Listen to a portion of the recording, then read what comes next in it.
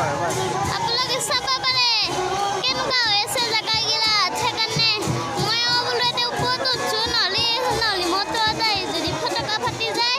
বহুতে হ'ব আপোনালোকে চাওক কেনেকুৱা পাৰ্টি হৈ আছে নময় আছে আপোনালোকে চাব পাৰে কেনেকুৱা হৈছে